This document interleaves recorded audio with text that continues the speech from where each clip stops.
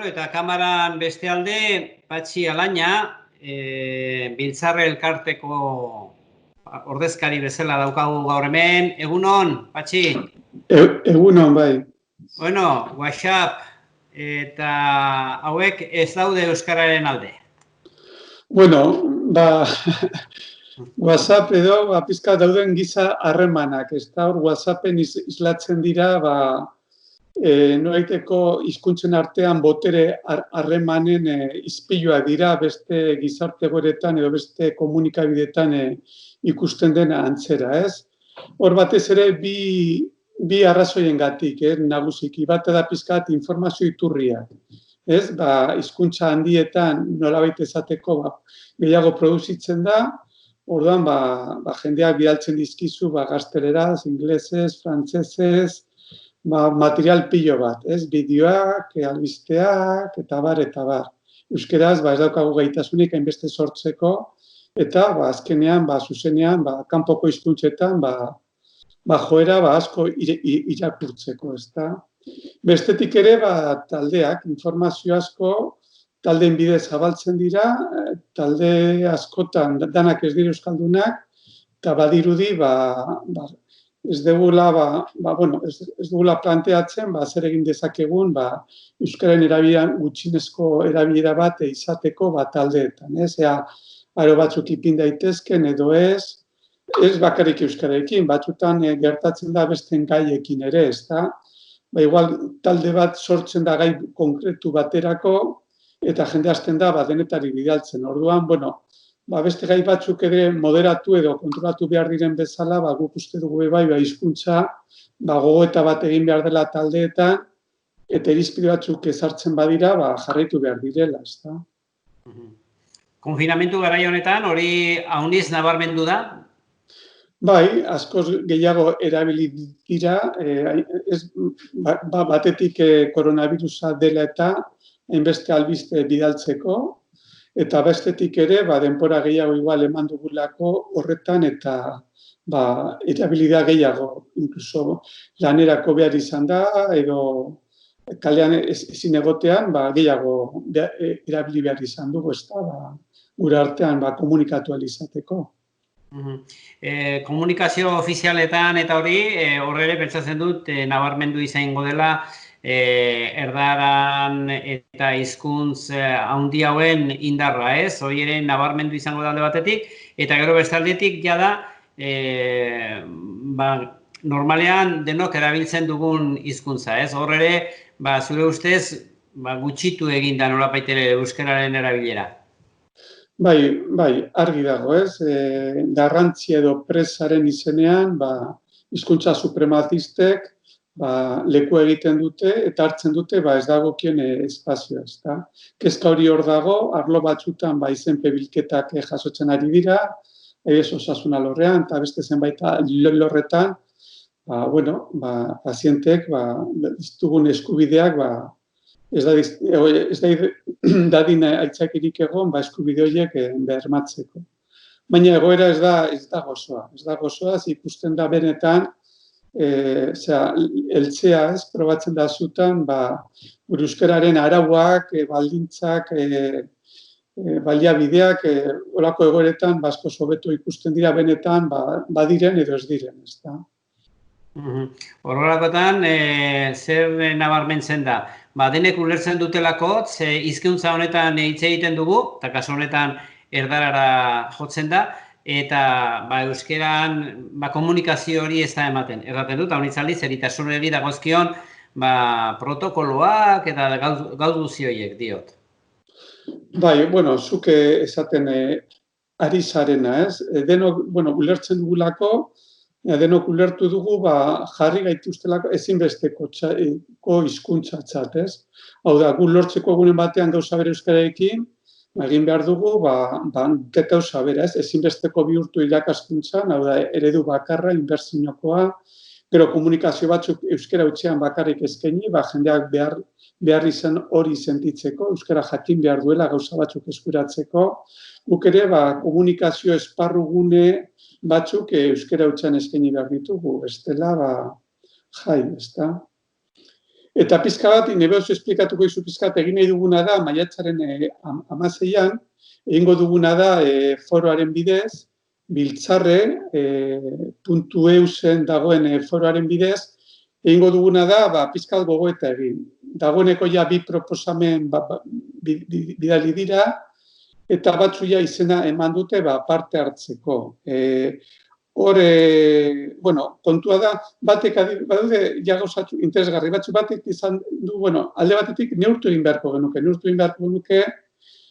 une batean, hartu multzo bat, 40 pertsona, eta zein den euskararen presentzia Telegramen eta WhatsAppen, ezta? Eta hori jakin da, egin plantamentu bat, eta plantamentu hori gero, ea lortzen dugun, ratio horiek, estatistika horiek hobetzea. Horretarako, batek esaten du, gauza oso horrez egin behar da, nik nire ezagunei, bidaliko diet mezu bat esanez, erdera utzezko horik ezer ez bidaltzeko.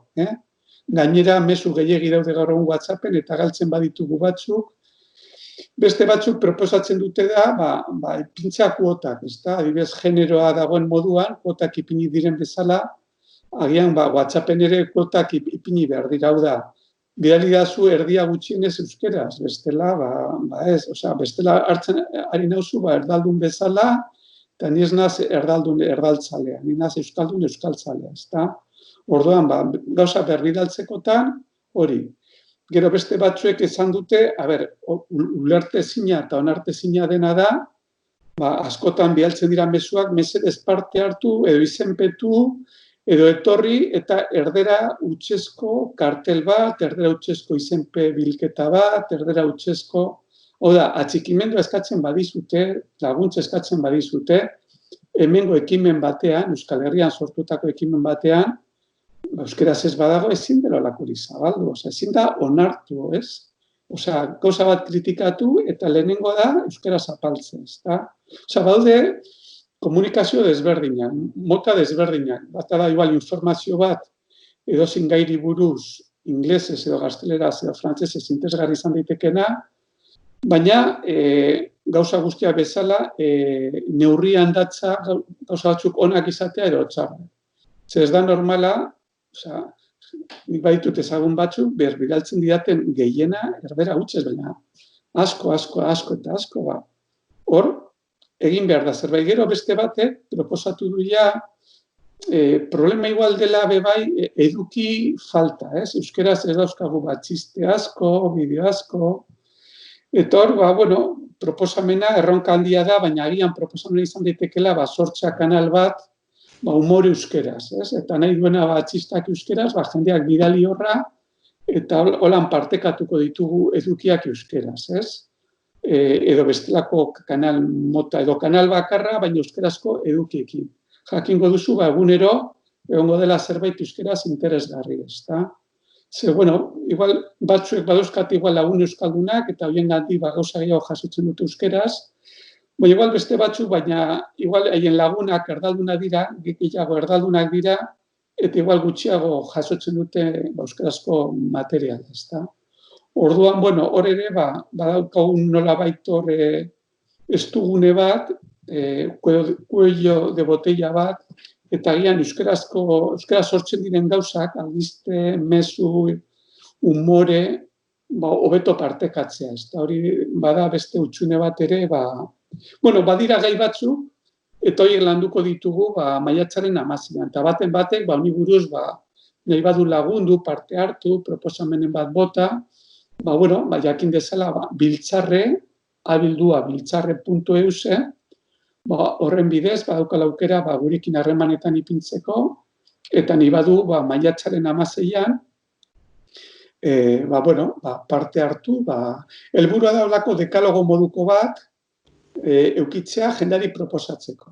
Mesedez, euskaltzalea bazara, gauza hauek egin daitezke. Beraz, biltzarre abildua.eusera jo dezake 16an, hor ze izango da, bidekonferentzia moduan, WhatsAppa izango da, edo nola ingo da, nola baiteko biltzarra hori? Egingo dugu foro idatzia, hau da, aurretik parte-hartzaileek izena eman behar dute, guk aurretik bidaliko dizkiegu dauden proposamenak, eta gero joango gara bakoitzari buruz, idazten zein den gure iritzia. Eta gero, proposamen bakoitzaren egilea, besten iritzia kontutan hartuta, nola biteko adosterako proposamena berriro redaktatzea proposatuko zaie. Eta gero danak batuta, amaierako dokumento bat zabaltzeko. Biltzarre.eu zen, oraingoz, erranduzu, ja jende mordoxka bat badagoela. Zenbat, kopurua zenbat gustatuko litzaizueke izatea? Gutxi gora bera, nahi dut, oraindik badago denbora, hemendik eta 16 bitartean, ze kopuru izango litzateke kopuru ona? Bueno, asko ez da komeni, momentuz be asko ez gaude, baina jende interesgarria. Bat adibidez komunikazio alorreko irakaslea, beste alorrekoa elkargo batean dagoena, beste bat euskara teknikaria, euskaltzale beste bat, gero beste bat badago dinamizatzailea, federazio batean dabiena gazte askorekin. Badaukagu jende nahiko mota askotakoa, jende anitza, eta, guk espero dugu behintzat, bere 15 lagun gutxienez batzen ditugun, esparru desberdinetakoak albada, eta, gai garen adosteko dokumento minimo bat argia, hori bai, banakako kontatu izateko, baita ere taldeetan proposatzeko, euskarazko eduki gehiago partekatzeko, egiten dugun pixka bat, egoeraren analizi egoki bat, eta planteatzen dugunaren bidez, lortzen dugun erabilera hobetzen, ezta? Beraz, nolabait ere, bai atera nahi dituzue ondorio batzuk, ez? Berehalako ondorio batzuk baita ere, ez? Nolabaiteko emaitzak espero duzue bilera horretan. Bai, espero duguna da, eukitzalako mezu bat, eta jende euskaltzaleak asumitzea eta bere kontatuei berbidaltzea. Eta hor izango izateke, muga bat ipintzea, baloratzeko bestea, gu euskalduna garela, eta ez dugula gauza gehiegi jaso nahi ditugu euskarazko gauza. Orduan, importantzien bateko euskarazko edukiei, eta horiek partekatzeko gehiago gurekin, ezta? Eta taldeetan, hor badaude aukera desberdinak, baina taldeetan ere irizpideak ipintzea.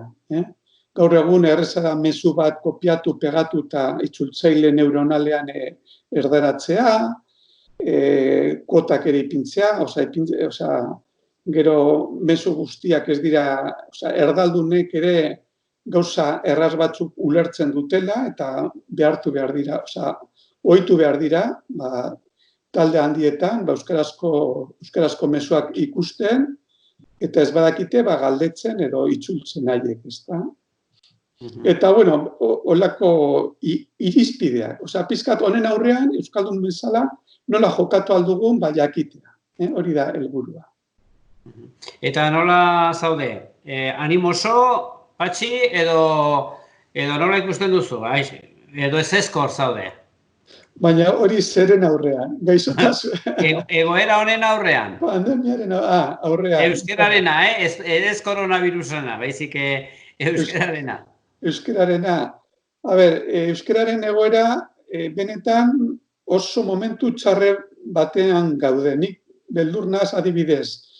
Demografikoki, espabilatu behar dugu, oso importantea da demografian erantzun egoki bat ematea, 40 urte hauetan gobernuek Nafarroan ez dute bultzatu, EAen gitxiago, eta egoera benetan ni oso kezkatuta ikusten du zentzu horrenatik. Leku batzutan aurrera joan gara, tekniketan, teknologian, edabidetan, baina gero jende euskalduna, betikoa etxetik euskalduna dana, ikusten du gero eta jende gitxiago, eta baina nik uste dut baikorrak izan behar garela, gure hizkuntza, Europako hizkuntza zaharrena honi segida emango diogula, ze bagaude oso atxikimendu maila oso handia daukagu. Gauden euskaltzaleok asko ez bagar ere, hor gaude 1.000 egunero pres eta gauzak emateko pres, eta zentzu horretan Zoritzarrez gu baino hizkuntz komunitate ahulago asko daude, zoritzarrez gehiegi.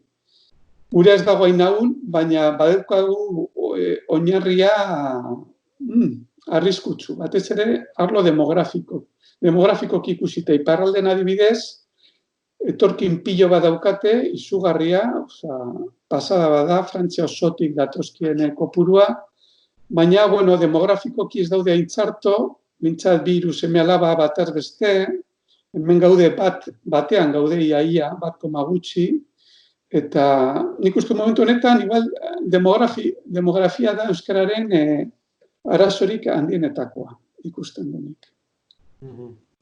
Beraz, izango duzue, solasbide, datorren 16an, gonbidapena luzatua gelditzen da, hor aipatu duzun bezala biltzarre.eusen, parte hartu nahi duenak idatzi dezake eta zuekin harremanetan jarri, ez? Email horretarat bidali ezkero mezua, zue jaso eta erantzungo diozue. Hori da, bai. Ederki, mil esker gurekin izateagatik, Patxi, eta kezka horiek azaltzeagatik, ja urrungoan, baikorragoa ikusten zaitugun, eta egoera, ez koronavirusena, baizik euskararena ere pozgarriagoa den. Mil esker eta beste bat arte. Bai, eskerrik asko zuei.